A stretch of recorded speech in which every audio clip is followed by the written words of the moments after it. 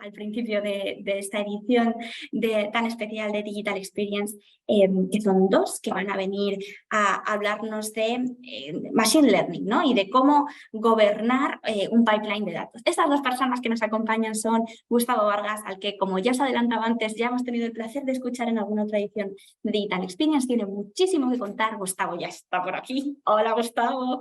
Voy a presentarle muy brevemente, como hemos hecho antes. Gustavo nos acompaña desde el año pasado, desde 2022. Él es máster en Data Science en AFI y está interesado en temas de puesta en producción de modelos de Machine Learning. Y vaya si lo está, que nos cuenta muchas cosas de estas. Gustavo, ¿qué tal? ¿Cómo te encuentras? Muchas gracias, Irene. Nada, el placer de estar aquí y por recibirme otra vez a contar un poco más mis cosas. Nada, aquí está Ángel. Hola Ángel, ¿qué tal? ¿Cómo estás? ¿Qué tal?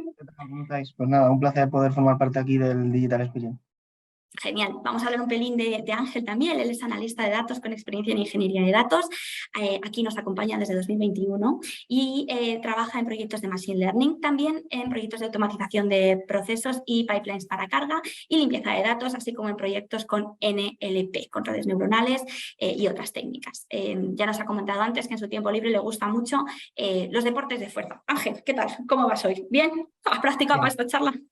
A tope, sí. Hemos hecho el entrenamiento antes de la charla. Muy bien, así me gusta. Bueno, pues Gustavo y Ángel, os voy a dejar el espacio para que podáis compartir vuestra pantalla y que todos podamos ver esta charla. En un pipeline de datos para gobernarlos a todos, cómo orquestar tu flujo de trabajo de Machine Learning con facilidad, nos van a hablar cómo un pipeline de datos puede simplificar y optimizar el flujo de trabajo en el análisis de datos y en el desarrollo de modelos de Machine Learning, como hemos dicho. Así que vamos a darle caña. Vamos a ver que se vea bien vuestra pantalla, que todo el mundo la pueda ver desde su casa. Y en cuanto la tengamos, ahí está, fantástico, yo me retiro y os dejo el micrófono y la cámara. Un placer, Gustavo. Gracias, Ángel. Hasta luego. Muchas gracias, Elena. Muchísimas gracias a todos los que estéis aquí, por el tiempo que nos dedicáis. Bueno, ya me ha presentado Irene.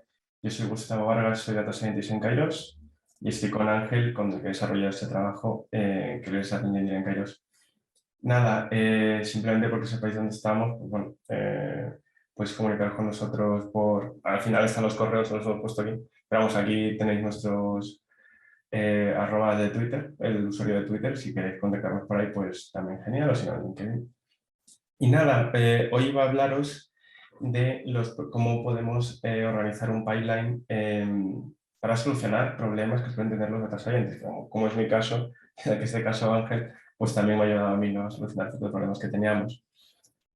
Porque os pongáis, si venís del mundo del desarrollo, entiendo que vosotros lo que tenéis es una solución, tenéis que desarrollar el código para una solución o para solucionar algún problema y tenéis el proceso típico, ¿no? Creáis una rama, ponéis el código, probáis la solución en un entorno de desarrollo, eventualmente si pasa los test lo subís a un entorno de producción y poco más. Si queréis incorporar un proyecto de Machine Learning, lo que vais a hacer es cargar algún modelo que ya esté entrenado y ponerlo a predecir. No hay mucho más. ¿Qué pasa? Que para que ese modelo que estéis cargando esté entrenado, pero podéis hacerlo, tiene que haber sido entrenado previamente. ¿Quién lo hace? Un data scientist, que sería en este caso yo. ¿Qué pasa con esto? Pues que hay un flujo paralelo en el entrenamiento que tiene que haber sido hecho antes por ya por data scientist. ¿Y en qué va a consistir? Pues básicamente lo que queremos los data scientists es conectarnos a los datos, ver qué distribución tienen los datos, qué variables tenemos, con cuáles nos vamos a quedar, dentro de cada variable, que es una variable dentro de una base de datos, ¿vale? Qué valores suele tomar, etc. Luego, con todo eso, vamos a procesar los datos, a transformarlos, ver con cuáles nos quedamos, elegir un modelo de predicción, hacer algún tipo de ajuste y preparámetros y finalmente calcular un error. Y si el modelo es suficientemente bueno, pues nos quedamos con ese y lo subimos a algún bucket, por ejemplo, para que el agente de desarrollo, el data engineer o el desarrollador pueda cogerlo y predecir. Pero con todo esto que os he dicho, ¿qué pasa? Que el data scientist necesita iterar mucho. No es que tenga que hacer test, el concepto es distinto. Lo que necesita es iterar con el código, ir leyendo los datos y hacer pruebas.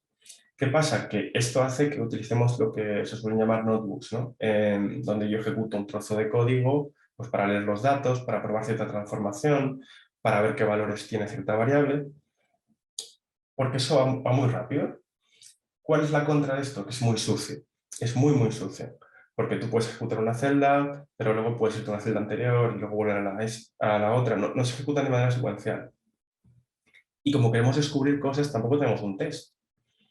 Entonces, todo este proceso, ya digo que es relativamente sucio, termina en un pickle. En un pickle, bueno, el objeto del modelo entrenado. ¿Y qué pasa? Que aunque se metan en un proceso ya de producción para poder predecir, tenemos ciertos problemas, porque no podemos saber, si solamente tenemos esto, no tenemos ni de con qué datos se ha entrenado, ni qué transformaciones hubieron, ni qué modelo se cogió, ni qué parámetros se cogieron, ni qué error tenía en su momento. No sabemos qué error tiene ahora, porque no es lo mismo entre probar el error con unos datos, yo qué sé, con los datos del 2018 que con los datos por pandemia, ¿no? De 2021. El error tiene que ser distinto.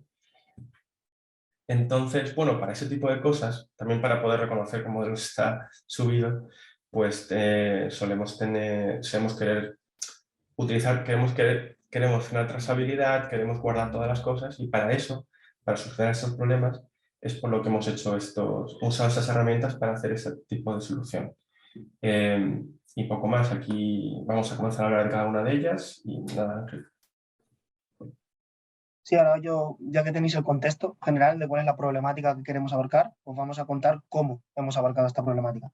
Y para eso hemos hecho uso de estas herramientas, MLflow, DBT, Great Expectation y Airflow, de las cuales yo os voy a contar este trío. ¿Por qué estas tres en conjunto? Bueno, pues básicamente porque juntas se van a encargar de garantizar la calidad del dato, de las transformaciones del dato, su carga en base de datos y además asegurar que nuestros datos van a seguir ciertas validaciones. ¿Cómo vamos a hacer todo esto? Pues en primer lugar va a aparecer DBT, Data Building Tool, que lo que se carga es de, teniendo modelos en código SQL, realizar transformaciones. De forma que nosotros usamos DBT para cargar nuestros datos en la base de datos y una vez lo tenemos ahí, moverlo por los diferentes esquemas para realizar fases de staging y fases de transformación. Una vez tenemos estas transformaciones, lo que hacemos es usar Great Expectation para validar que los datos que nos van llegando van cumpliendo ciertas validaciones. Esto puede ser desde que no haya datos nulos, desde que cierta columna se ajusta a cierto rango o a ciertos valores de columna, etc. ¿Y cómo orquestamos todo esto? Pues el maestro, por decirlo de alguna manera, de toda esta herramienta es Airflow. Airflow se trata de un orquestador de flujos de trabajo que destaca por su sencillez a la hora de escribir el código, ya que se escribe en Python, y con un concepto muy novedoso que es el de DAG, que lo que hace es, en el orden que tú le digas, lanzar ciertas tasks. Y estas tasks puede ser un comando de DBT que me cargue en base de datos la carga inicial de los mismos datos, o un comando de Great Expectation que me valide estos datos con los que yo estoy trabajando. Y bueno, así como contexto inicial de las herramientas, esto sería, y la arquitectura final con la que trabajaríamos es algo como lo que veis aquí, donde tenemos a Airflow como maestro general de todo el proceso, que es el que se va a encargar de garantizar que todos los pasos se van haciendo según un orden, el que nosotros le hayamos implantado, y según una frecuencia, la que nosotros queramos. Y en este caso no tiene por qué ser justo este orden, rígido, pero podemos tener una validación inicial de los datos de origen con Great Expectation, que nos genere documentación para ver qué está pasando. Si esto va bien, pasar a la carga con DBT y a las transformaciones que se necesiten para luego entrenar nuestros modelos de Machine Learning. En nuestro caso tenemos un PostgreSQL, pero todas estas herramientas tienen muy buenos conectores para cualquier tipo de base de datos. Así que ya que conocéis un poco qué es esto, qué herramientas tenemos y cómo funcionan, os voy a enseñar una pequeña demo de cómo se haría esto en la realidad. Pasamos de la teoría a la práctica. Y voy a empezar con Great Expectation porque creo que es muy sencillita de usar y vais a tener un contexto claro de cómo funciona y de la ventaja que tiene. Y es que usar Great Expectation es tan sencillo como... Uy, perdón, que se me copió el comando que no era. Como decía, trabajar con Great Expectation es tan sencillo como hacer un init. Este init me va a generar una serie de directorios raíz donde se va a almacenar toda la documentación relacionada con las fuentes de datos y las validaciones. Ahora no me lo va a hacer porque Si podéis ver aquí mi directorio, ya tengo un directorio de Great Expectation y me va a decir que ya hay uno, así que no me lo genera, pero lo haría de forma automática. El siguiente paso es, vale, vamos a conectarnos a nuestros datos. Quiero tener una conexión para poder validarlos. Pues yo le digo, oye, Great Expectation, genérame una fuente de datos. Como digo, Great Expectation tiene conexión con un montón de fuentes de datos. En este caso, para nuestra demo, tenemos una fuente de datos relacional, la cual es un MySQL, así que le indico el 1, 31, 1. Y esto me va a generar un Jupyter Notebook de configuración, que lo que tiene es toda la programación necesaria para conectarnos a nuestra fuente de datos. De forma que lo único que tendríamos que hacer es poner temas de parámetros de contraseña, password, user y demás. Todo esto lo metería en un archivo YAML y ya tendríamos nuestra configuración y todo lo que tiene que hacer para que esto esté conectado. Una vez tengamos esto, podemos eliminar el Jupyter Notebook y seguir con nuestro proceso.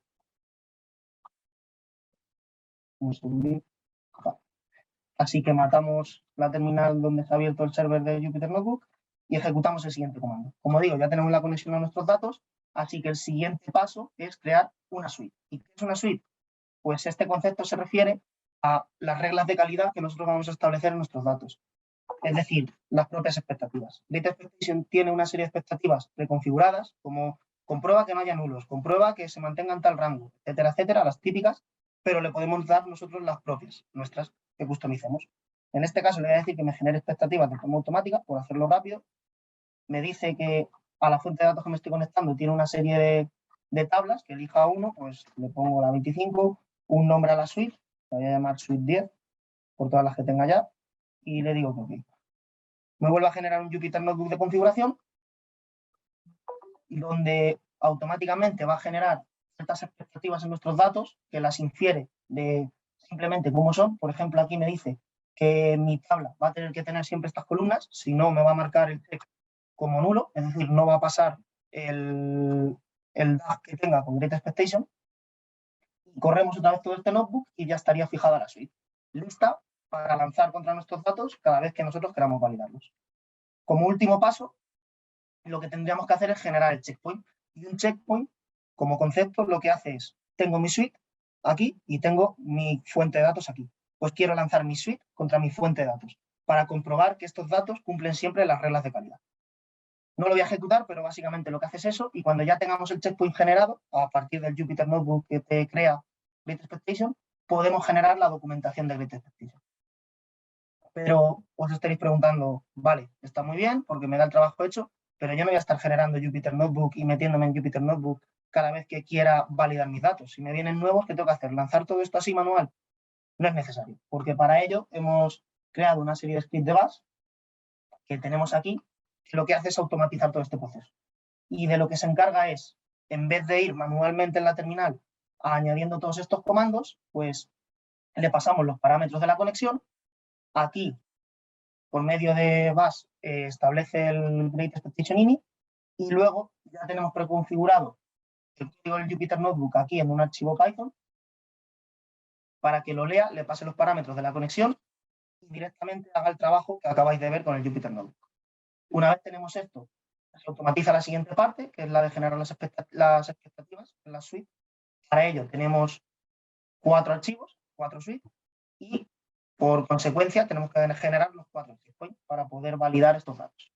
Es decir, hemos automatizado todo este proceso con un script de bash y por último lo que haría es construirme la documentación. ¿Y qué aspecto tiene esta documentación? Pues el que vamos a ver ahora. Como veis, me genera una especie de interfaz donde yo puedo ver todos los tests que se han ido haciendo, tanto ahora como históricamente. Aquí tenéis los primeros. Vamos al último. Vemos que este tiene una X y es porque ha fallado. Comprobamos que de lo que nosotros esperábamos en nuestros datos, que son 13 expectativas, 12 funcionan y una falla. Aquí las podemos ver y nos vamos a la que falla. Estamos trabajando en este caso con una base de datos que tiene los códigos del address de los países y esperaba un total concreto y está diciéndome que hay un 35% que falla. Por tanto, esta validación ha fallado y yo voy a ver en qué punto exacto ha fallado. Como digo, todo esto lo lanzamos de forma automática. ¿Cómo? Pues yo fijo la configuración con mi script de bash y todo esto ya se ejecuta automáticamente en el tiempo gracias a Airflow, que como recordaréis es nuestro orquestador. ¿Y cómo orquestamos todo esto? Con un DAG, que es el que veis aquí, Great Expectation DAG, que se encarga, que contraseña un segundín, este DAG se va a encargar de lanzar la tarea asociada a cada checkpoint, es decir, a cada suite, a cada validación. Como veis, aquí tenéis las ejecuciones, donde vemos hay 3 que al principio fallaron, es decir, no se cumplieron las validaciones, y en esta última, de las 4, ha fallado en una. Podemos ver aquí en el log qué es lo que ha pasado. Me dice, oye, que tenías 13 expectativas, se han cumplido 12, por tanto, hay una que no es exitosa. Y tenemos este porcentaje. Si seguís mirando aquí el log, te va a decir en concreto lo que ha fallado, pero como digo, no hace falta ver esto aquí en el log, porque tenemos la documentación de Great Expectation. Simplemente visualizar un poco cómo Airflow también te da una primera intuición de qué está pasando. Así que todo esto lo automatizamos con Airflow. Ahí no le ha gustado a Airflow esa ventana. Y este DAG se puede programar en el tiempo y tiene un orden, que es el de las tasas. Así que con todo esto también os estaréis preguntando, vale, ¿y DBT dónde queda? ¿Dónde está DBT? Pues DBT también tiene una interfaz bastante chula, parecida a la de Great Expectation, donde nos da documentación del proyecto que hemos generado, y en este proyecto vamos a ver los modelos en SQL de transformación que hemos creado.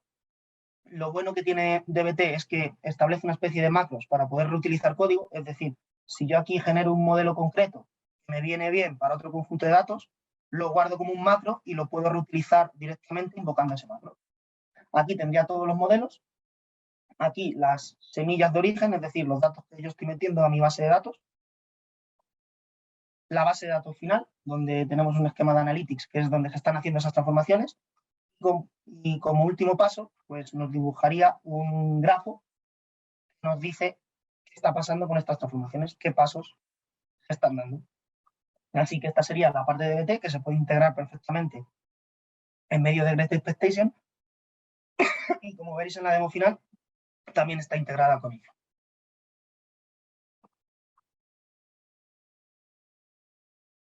Por mi parte, esto es todo lo que tenía que contar de la primera fase para trabajar con modelos de Machine Learning, y ahora va a seguir mi compi Gustavo con MLflow. Sí, vale, pues muchas gracias. Nada, simplemente MLflow sería una parte de la última parte, digamos. Como habéis visto, ya hay una parte con Airflow que vais a poder orquestar, vais a poder ver la calidad de los datos. Y ahora faltaría la parte de, vale, voy a tener todos los pasos puestos, pero si tengo un entrenamiento de un modelo de Machine Learning, ¿a dónde lo empujo? ¿No? Pues lo empujaría a un servidor que esté donde tenga levantado MLflow. ¿Y MLflow qué hace? Pues en general, como todo lo que hemos hablado aquí, todos son herramientas open source, ¿vale?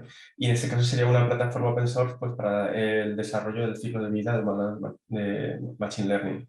Básicamente, lo que vamos a hacer es tener un servidor donde vamos a poder empujar tanto el modelo entrenado como parámetros, etcétera, de lo que vamos a hablar ahora.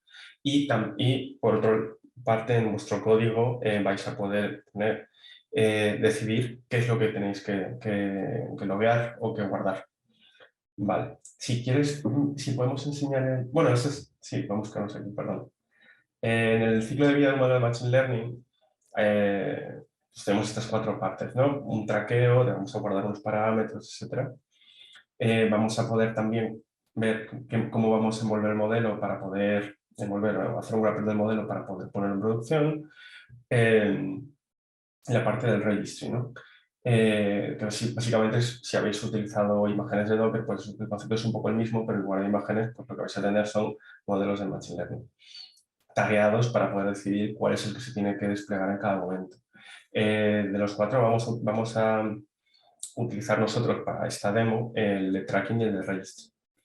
Si quieres, Ángel, vamos a la web para que vean, para que la gente pueda ver cómo es un servidor de MLflow. Básicamente, una vez está levantado, obviamente tiene su propia base de datos, pero tiene la posibilidad de coger este UI. También os podéis conectar por línea de comandos pero básicamente tenemos experimentos distintos, que son los que veis a la izquierda, ¿vale? En este caso tenemos Workflow Basic 2, y dentro de cada experimento, pues lo que se llama una run, una ejecución determinada de un experimento. Si entramos a uno de ellos en concreto, ¿vale? Podemos ver que no solamente podemos subir parámetros, en este caso hemos guardado 15, que sería para poder rehacer el experimento, para rehacer el entrenamiento del modelo. Y por otro lado estamos guardando las métricas, los errores, en este caso de las distintas clases, ¿vale? El error que tenemos, y por otro lado se podría guardar también el tagueo, si es que lo hubiera, en este caso no lo hay, y además artefactos. Dentro de los artefactos básicamente podemos guardar lo que sea. Dentro del dataset están los datos, con lo cual estamos guardando los datos en sí mismos. Podríamos guardar los índices para que ocupase menos, eso lo dejo caer. Básicamente para saber que determinado modelo se entrenó de esta manera, y con qué se entrenó y con qué se testeó. También tenemos dentro de la carpeta de modelos, podemos guardar el modelo en sí mismo, ¿no? Que sería el pickle de los que os hablé antes. Con esto es lo que pondríais dentro de un flujo de desarrollo y lo pondréis a predecir. También están los requirements para saber qué librerías y qué versiones son las necesarias para poder levantar todo esto. Y dentro de la carpeta de source, casi más importante que el resto, tenemos bueno, el propio archivo del DAG, el código con el que se ejecuta el DAG de Airflow, y dentro de él tienes todas las tasks que se hicieron, y dentro de la otra carpeta que está allí, la de task, pues puedes ver el código exacto de cada una de ellas. En el caso de coger los datos, pues coger los datos; en el de registrar el del modelo; y en el de entrenamiento, pues todo lo que se ha hecho para poder transformar datos, hacer research del modelo, etc. Cómo se han hecho las subdivisiones, qué parámetros se han puesto para poder validar, en fin. También está el código de las imágenes que se han generado, porque también podemos subir dentro de esta carpeta. Pues si veis aquí hay un archivo que es un Feature Importance PNG, para poder ver en qué se está fijando más o no. Podéis hacer cualquier tipo de imagen que queráis y subirla. Y esto con respecto a MLflow. Si vamos a las diapositivas, pues nada, lo que podemos hacer ahora con todas estas herramientas es, si antes teníamos un ciclo donde simplemente teníamos datos, preparábamos datos y lo entrenábamos y desplegábamos, ahora con todas estas herramientas vamos a poder generar más checkpoints, más hitos y distintos pipelines, distintos flujos de decisión a la hora de tener estos datos. Vamos a poder tener un flujo de, por ejemplo, monitorización, donde vamos a poder ver qué rendimiento tiene el modelo en este modo, ahora, con nuevos datos. Y a partir de él podríamos incluso decidir si, de manera automática, si hay que reentrenar o no. Digamos que el error ha superado cierto umbral. Pues podríamos decidir si es necesario volver a entrenar todo, y en ese entrenamiento ahora pasaríamos a registrar el modelo, pasaremos a empujar el modelo al servidor de MLflow, o también podríamos hacer un reentrenamiento relativamente rápido, donde no tengamos que hacer un ajuste de parámetros, sino simplemente ajustar el modelo que tenemos con los parámetros que tenemos a los datos a los datos nuevos. Y con esto ya pasamos a la demo. Vamos a intentar explicar un poco cómo sería un ejemplo completo de todo esto. Lo que os habíamos dicho, ¿para qué hacemos esto, no? Pues para que sea más trazable, para que sea reproducible. Todos los problemas de los que os hablé al inicio se pueden solucionar con ese tipo de solución, con ese tipo de flujos. ¿Cuáles tenemos? Pues en principio serían tres, ¿no? Perdón. ¿Cómo lo haríamos? En este caso lo estamos solucionando así. Tenemos un servidor donde tenemos Airflow y tenemos todas las tareas que se van ejecutando una detrás de otra.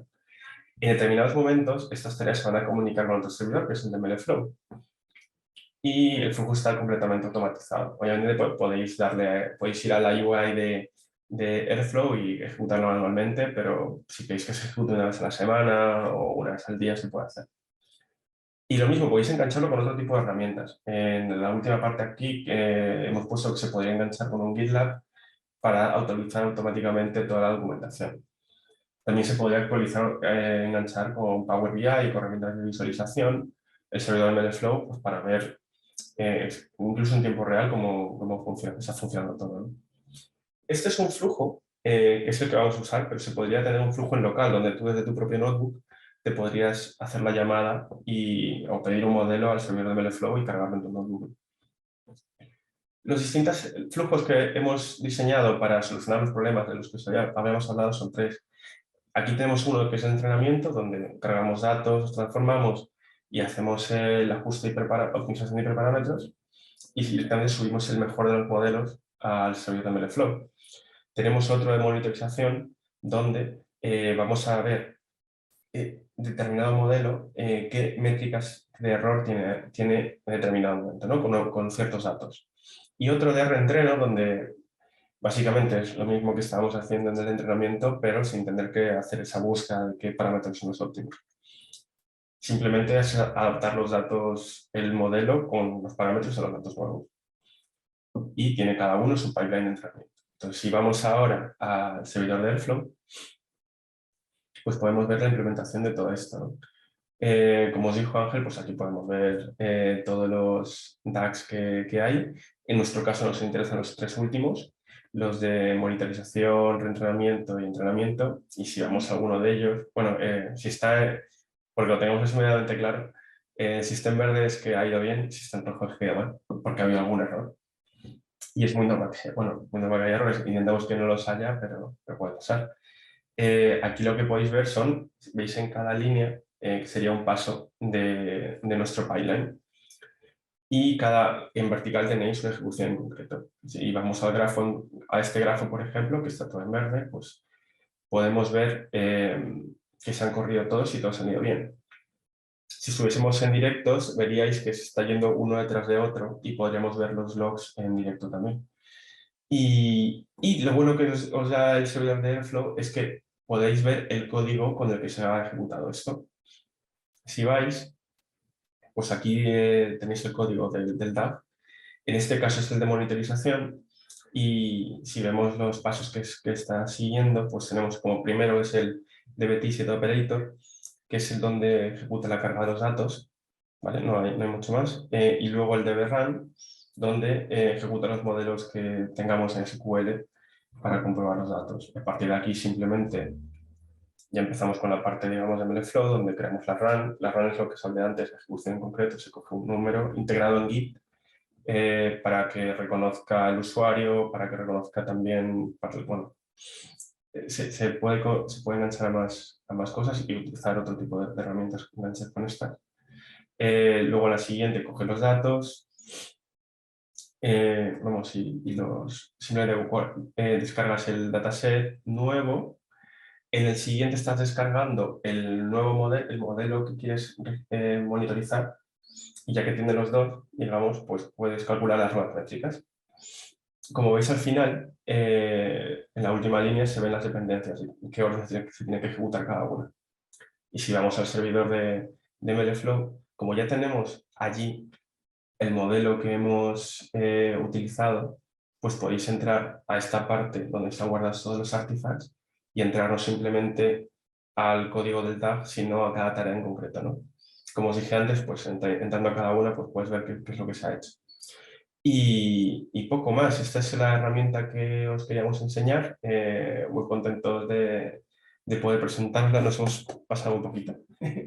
Así que nada, muchísimas gracias, y si tenéis alguna pregunta, pues podéis encontrarnos y podéis escribiros al correo o buscar el tipo de data que estaremos encantados de responder cualquier duda. Qué bien, qué gusto, muy bien. Muchísimas gracias, Ángel, muchísimas gracias, Gustavo. Ahí tenéis los datos de contacto para poder hablar con ellos directamente, pero os recordamos que también podéis dejar alguna pregunta, si tenéis alguna, en el apartado de preguntas y respuestas que encontraréis en la parte de la barra de Zoom. Bueno, Gustavo, Ángel, ¿qué tal la experiencia? Gustavo ya había hablado, ya nos había contado algo en vivo y en directo, no solamente aquí, sino también en la CommitConf, pero bueno, hablarle a una pantalla es un poco diferente, ¿verdad, Gustavo? Sí, lo he notado un poco. Sí. No lees al Es un poco público. distinto. Ángel, ¿qué tal? ¿Te has sentido cómodo?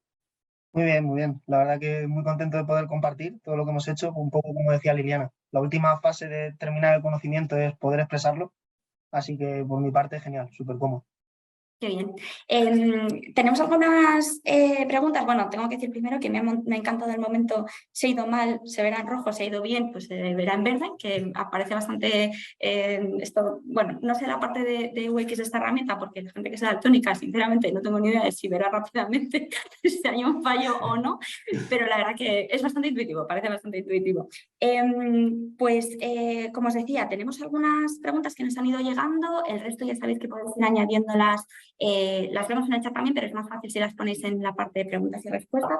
Os decimos alguna de las que nos han aparecido. Hay una que es parecida a una de las que planteábamos a Eva Liliana antes, y es cuando os encontráis por primera vez con una situación en la que decidís que es necesario utilizar esta herramienta y utilizarla de esta forma. ¿Fue en un caso real? ¿Fue en algún caso personal? Hombre, yo sí que en los distintos proyectos que he estado reconozco que, como dije al inicio, ¿no? El flujo de trabajo es como muy sucio Sí. y se hace necesario, aunque sea para algunas cosas, pues comenzar a utilizarlas. En mi caso, al principio creo que comienzas pues renombrando todos los archivos para que estén bien y guardando todos los cambios que haces, pero al poco tiempo te das cuenta de que no es válido, ¿no? Y la verdad es que luego, cuando mis compañeros me hablaron de MLflow, pues comencé a probarlo y la verdad es que tiene muchísimo más sentido utilizarlo así. Al principio quizás es un poco complicado en el sentido de que tienes que aprender algo nuevo, pero la curva de aprendizaje es súper sencilla y tenerlo todo guardado hace mucho. Muy bien, claro que sí. Ángel, ¿qué tal tú? La experiencia con la herramienta, cuando empezaste a trabajar con ella. Bien, muy bien. O sea, de principio, como dice Gus, al principio asusta un poco, pues son muchas cosas, pero sí es verdad que en concreto las herramientas con las que hemos trabajado, es el código Python, muy integrables entre ellas, es bastante cómodo de usar. De hecho, habéis visto el concepto de DAG, el concepto del Sí. código que había, que en general es bastante sencillo y puedes programar cosas bastante complejas, o sea, flujos de trabajo bastante complejos, con un código bastante sencillito. Así que, por nuestra parte, creemos que es bastante útil en el día a día de un data engineer o un data scientist. Muy bien. Pues nos han preguntado si esto se puede integrar con más herramientas, aparte de las que hemos visto. Sí, lo que comentábamos, bueno, lo comenté en un determinado momento para, por ejemplo, hacer visualizaciones, dado que todo está guardado y todos los parámetros y errores están guardados, se podría linkar algún tipo de herramienta tipo Locker o Power BI o Tableau para poder visualizar el nivel de error. De hecho, si fuera necesario tener algún tipo de ejecución automática, la puedes meter en Airflow. Entiendo que se podría intentar, como todas son open source, se podrían quitar una y poner otra, pero recomendamos este tipo de integración porque creemos que es lo más sencillo que hay ahora mismo en cuanto a cómo se pueden interrelacionar entre ellos. Y a nivel de luego la propia usabilidad de la aplicación, lo que decíamos, Sí, no desde solamente la luego integración, sino... hace bastante, pero es verdad que todas intentan tener algún tipo de UI que sea bonito porque si no, nada lo usaría nadie. No sería tan usable, ¿no? No se utilizaría tanto. Muy bien. Perfecto. Bueno, pues Gustavo y Ángel, tenemos una última pregunta y no me quiero quedar sin hacerla. ¿Qué ventajas tiene integrarlo con GIT? Sí, al final, no sé si Ángel tiene más información, pero vaya, toda la parte que hemos usado de Git es para poder identificar gran parte de la ejecución, tanto del usuario como del código, para que te ahorras mucha parte de tener que estar, porque cada herramienta genera su propio identificador y al final puedes simplificar mucho trabajo. Perfecto. Muy bien. Ángel, ¿alguna apreciación más? Sí, bueno, de hecho no sé si se ha llegado a ver en el propio server de MLflow, o sea, el cliente que tenemos para usarlo registra el usuario que ha estado ejecutando. O sea que en parte ya tendríamos una integración con Git, que facilita Perfecto. bastante la trazabilidad. Muy bien, genial. Bueno, Gustavo, Ángel, lo dicho, muchísimas gracias de verdad por haber preparado esta charla, porque esto al final lleva dedicación, lleva tiempo y os queremos agradecer que os lo hayáis preparado y nos lo hayáis contado tan bien. La verdad que ha sido muy interesante, teníamos a mucha gente muy contenta por el chat. Os recuerdo también que esta charla estará disponible para que la podáis revisionar en el canal de YouTube y la compartiremos tanto con los ponentes como con vosotras y con vosotros. Gustavo, Ángel, un placer. Me despido esta tarde. Nos veremos por aquí por la oficina o en alguna de las fiestas de Kairos Digital Solutions. Muchísimas gracias por participar en esta edición de Digital Experience. Muchísimas gracias. El placer es nuestro. Hasta luego, Gustavo. Hasta luego, Hasta luego. Ángel.